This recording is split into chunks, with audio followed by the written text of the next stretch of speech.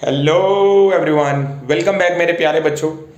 अभी NEET aspirant के दो बड़े क्वेश्चन मेरे पास आ रहे हैं थ्रू कमेंट्स कि सर करेक्शन विंडो कब ओपन होगा और कैसे, मतलब कुछ लोग हमें बता रहे हैं कि हमें बाइलिंगुअल पेपर चूज़ करना चाहिए फॉर्म फिल करते हुए।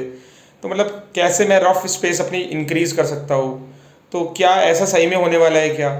तो मैं आपको सही जानकारी दे देता हूँ बेटा।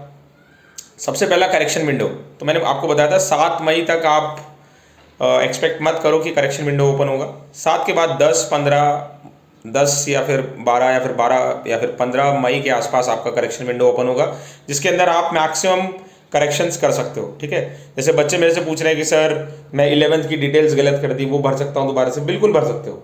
ठीक है, ये सब करेक्शंस आपके हो जाएंगे, जो बेसिक करेक्शंस हैं।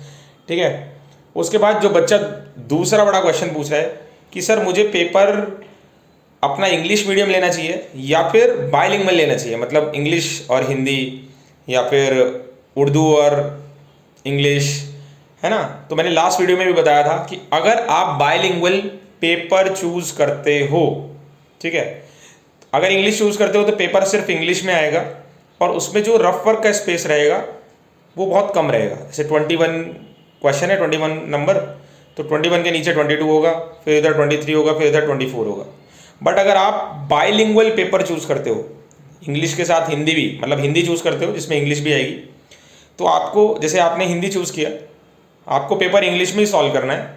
इधर क्वेश्चन 21 हिंदी में रहेगा और इधर उसका इंग्लिश रहेगा। तो आप अपने इंग्लिश वाले को पढ़ के सॉल्व करो, क्योंकि आप इंग्लिश में ही चाहते थे पेपर, बट हिंदी वाले पार्ट पे आप क्या कर सकते हो, अपनी कैलकुलेशन कर सकते हो। तो ऐसे आपका कैलकुलेशन वाला एरिया डबल हो जाएगा।